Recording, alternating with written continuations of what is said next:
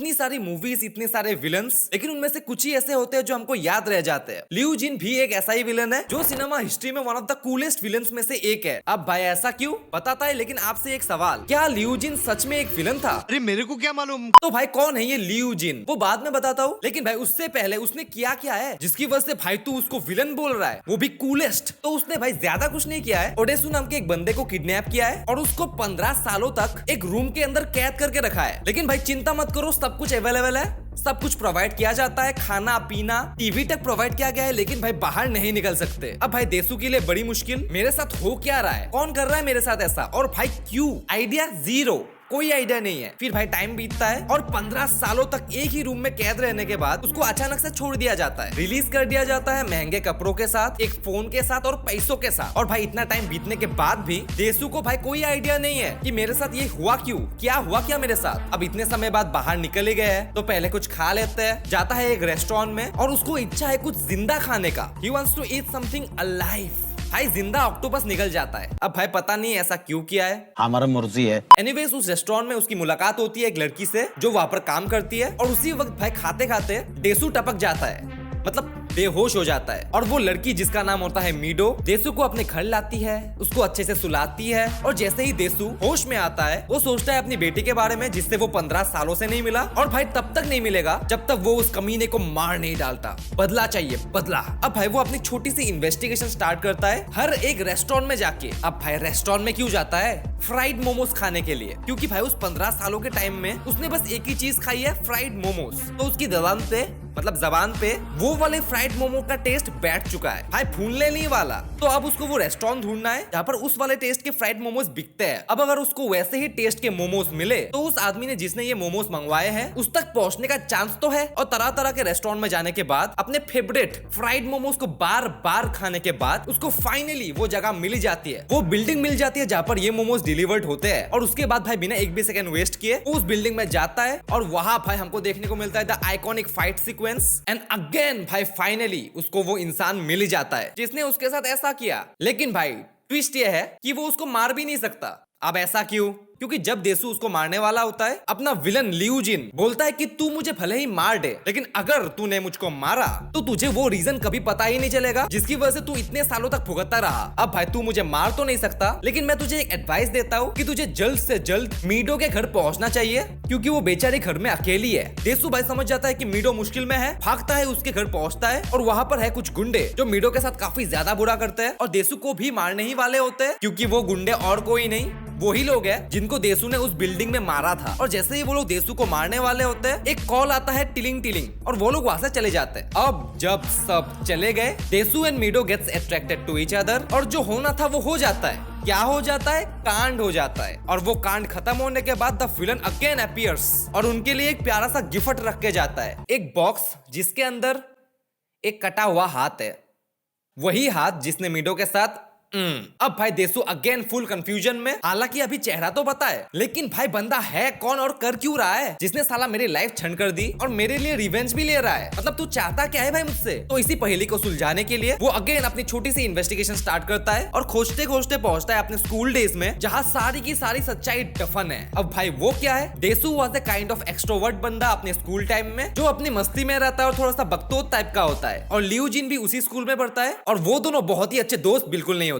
लेकिन भाई एक दिन क्या होता है, देसु लियू जिन और उसकी बहन को दूर से नोटिस करता है, उनको फॉलो करता है और देखता है क्या दोनों भाई बहन को एक दूसरे के साथ इंटीमेट होते हुए। और देसु ये बात अपने एक दोस्त को बताता है और बोलता है कि किसी को भी नहीं बताने का। बट भाई दोस्ती इस दोस्त अपना कर्म करता है और चारों ओर फैला देता है, र्यूमर स्प्रेड कर देता है कि लियू जिन ने अपनी खुद की बहन को प्रेग्नेंट कर दिया और वो अपने ही भांजा स्लैश भांजी का बाप बनने वाला है। अब बहन सच में माँ बनने वाली होती है कि नहीं ये तो पता नहीं, बट आई थिंक भाई इट्स पॉजिटिव बनने वाली होती है शायद, क्योंकि भाई सोच के देखो अगर वो माँ बनने वाली नहीं होती तो भाई र्यूमर्स का क्या है, टाइम के साथ खत्म हो जाते, कम हो जाते। बट भाई इफ द मामला इज पॉजिटिव तो बात काफी ज्यादा सीरियस हो जाती है। And for your kind information, उनका जो ये रिलेशन है लियू जिन और उसकी बहन के बीच, ये सब भाई होने के बावजूद भी उनके बीच में कुछ फर्क नहीं पड़ता, बिकॉज भाई उनके बीच ये सब होने के बावजूद भी दे लव ईच अदर और दोनों को भाई कोई एम्बेरसमेंट नहीं है। अब भाई ये थोड़ा सा awkward है, लेकिन भाई जो है वो है, उनकी मर्जी। बट भाई जब से वो र्यूमर्स फैले उसकी बहन के लिए this situation situation was a very horrifying वाला, क्योंकि भाई लियू जिन को लोग ज्यादा कुछ बोल भी नहीं रहे और बोलेंगे भी नहीं। सवाल तो उठाया जा रहा है एक लड़की के कैरेक्टर पे जो ऑलरेडी भाई काफी सारी चीजों से भुगत रही है। अगर वो पॉजिटिव है तो भाई और भी ज्यादा, and that's why she thinks अपनी जान देने का,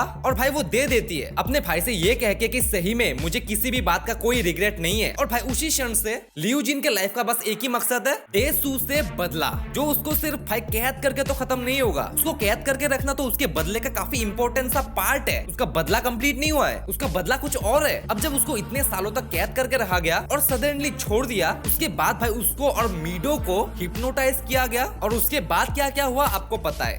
बट भाई ये कैसा बदला हुआ, ये कौन सा बदला है? वो ऐसे कि भाई मीडो और कोई नहीं, देसू की बेटी है, जिससे वो 15 सालों से नहीं मिला। अब भाई आप एक बार इसके बदला लेने के पैटर्न को नोटिस करो। सीधे सीधे अपने भाई ने कुछ नहीं किया। कितना सिंपल हो सकता था कि तेरी वजह से साले मेरी बहन मरी, तेरी इस जबान की वजह से मेरी बहन मरी, तो भाई मैं तुझे भी मार दूंगा तेरी जबान को काट के। बट क्या उसने ऐसा किया? नहीं, इतना सिंपल नहीं। और इसीलिए भाई he is one of the coolest villains. अब आप बोलोगे कि भाई इसमें कौन सा कूल हो गया? ब्रा देखो, मैक्सिमम ऑफ द विलन्स आपको कैसे देखने को मिलते हैं? वो कैसे होते हैं? लाउड होते हैं, चिल्ला चिल्ला के बातें करते हैं, भारी भरकम डायलॉग्स। मेरा नाम है इबू हटेला, माँ मेरी चुड़ैल की बेटी, बाप मेरा शैतान का चेला, खाएगा केला।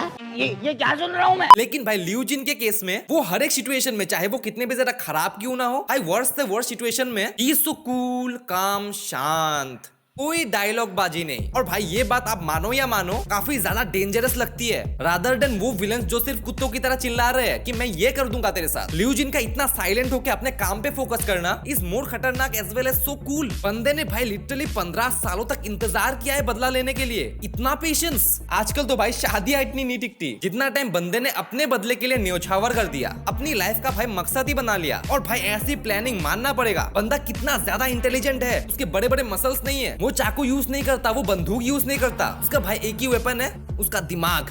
एंड दैट इज भाई सो कूल। भाई बंदे की प्लानिंग देखो, किडनैप किया, 15 सालों तक कैद करके रखा, उसको खिलाया पिलाया, सारी जरूरतों का ख्याल रखा, बिना एक चुटकी इंफॉर्मेशन प्रोवाइड किए। देसू को फिजिकल हार्म नहीं पहुंचाया, बल्कि इतना ज्यादा मेंटल, इमोशनल और साइकोलॉजिकल हार्म पहुंचाया, जिससे भाई उसने कितनी बार अपनी खुद की जान लेने की कोशिश की, फिर भाई अचानक से छोड़ दिया, हिप्नोटाइज किया। और एक बाप को अपनी ही बेटी के साथ बंदे को भाई दूसरे विलन्स की तरह पावर, मनी, फेम, रूल नहीं करना है, बल्कि उसकी स्टोरी तो भाई इतनी ज्यादा ट्रेजिक है और उसका कैरेक्टर इतना ज्यादा कॉम्प्लेक्स कि हमको भाई पता ही नहीं लगता कि उसके दिमाग में चल क्या रहा है। एकदम शांत है, मुस्कुरा रहा है, उसी डर में भाई मैक्सिमम लोगों की पैंट गीली हो जाएगी कि अब ये क्या करने वाला है। यहाँ तक कि भाई वो कोई इविल नहीं है जो अपनी खुशी के लिए दूसरों को नुकसान पहुंचा रहा है। ऊपर से भाई उसकी ड्रेसिंग सेंस, सूट बूट, बाल बने हुए, एक मिस्टीरियस सी स्माइल के साथ आया एक कूल बंदा जो क्या करना चाहता है आपको भी नहीं पता। और भाई जब वो देसू को रिवील करता है कि मीडो तेरी बेटी है, तो वो चिल्ला चिल्ला के नहीं बोलता कि भाई देख मीडो तेरी बेटी है, कैसा लगा, मजा आया? नहीं, वो बोलता है भाई बॉक्स में जाके देख क्या है। और जब उसको पता चल जाता है कि भाई मीडो ही उसकी बेटी है, उसके बाद तो भाई देसू के साथ साथ हमें भी ट्रॉमा लग जाता है। और जैसे देसू टरप रहा होता है क्योंकि वो उसको काइंड ऑफ ब्लैकमेल कर रहा होता है कि भाई तेरी बेटी को बता के देखते हैं वो कैसा फील करती है। लियू जिन का भाई पूरा बदला हो जाता है वसूल, हंसता है, उसको टरपता देख मजा लेता है।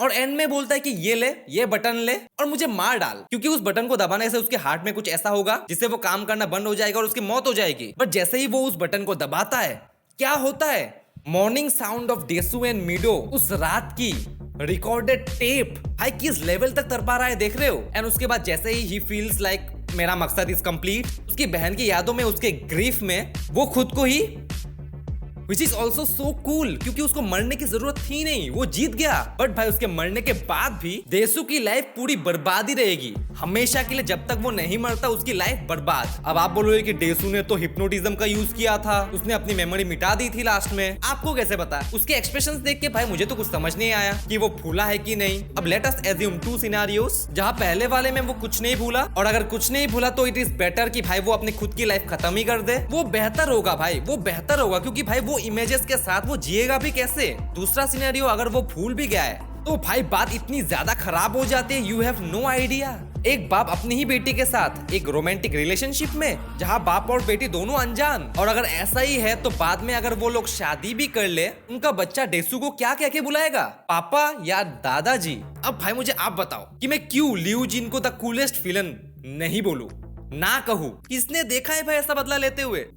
आपने देखा है क्या? वो एंड में मरता है लेकिन भाई फिर भी जीतता है, विलन विंस। लेकिन भाई क्या आपने इस पूरी वीडियो के दौरान ये सोचा है कि मैंने कितनी बार लियू जिन को विलन बोला है? कई बार बोला है, लेकिन भाई क्या वो सच में एक विलन है? भाई डिपेंड करता है आप किसके नजरिए से मूवी को देख रहे हो, क्योंकि भाई मेरे हिसाब से मूवी का real villain, actual villain of the movie कोई भी नहीं है, क्योंकि भाई ये एक रिवेंज स्टोरी है जिसको हमने देसू की नजर से देखा है। और अगर हम इसी स्टोरी को लियू जिन की नजर से देखें तो पूरी कहानी हमको कुछ और ही दिखेगी, जहाँ देसू इज द रियल विलन और लियू जिन बस अपना बदला ले रहा है। तो भाई कोई विलन नहीं है, बल्कि भाई मैं तो ये बोलूंगा कि द रियल विलन देसू का वो कमीना दोस्त है जिसने सबको वो बात बोल दी, देसू के मना करने के बावजूद देसू के ट्रस्ट को तोड़ा और भाई कितनों की लाइफ बर्बाद हुई। अब भाई आप बोलोगे कि तेरा कूलेस्ट विलन ने फिर क्यों देसू को पकड़ा, उसको इतना टॉर्चर किया, उसके साथ इतना बुरा किया क्यों? सीधा उसके दोस्त को पकड़ता ना, इतना बुरबक है, तू बोल रहा है कूलेस्ट है? Nope, he is the coolest. Liu Jin के हिसाब से बड़ी जो आग है उसकी बात हो ही नहीं रही है। बात हो रही है कि भाई वो चिंगारी किसने लगाई, वो किसकी वजह से लगी, वो स्पार्क किसकी वजह से हुआ? क्या देसू 100% श्योर था कि वो लड़की लियू जिन की बहन ही है? क्योंकि वो लोग तो अच्छे दोस्त भी नहीं थे। तो भाई एक छोटे से केयरलेस मोमेंट की वजह से कितनी सारी लाइफ बर्बाद हो गई। अब भाई आपके क्या ओपिनियन है? आप एग्री करते हो, डिसएग्री करते हो? और लियू जिन के बारे में आपका क्या विचार है, आपके क्या सोच है, आप मुझे कमेंट्स में बता सकते हो। Till then bye bye.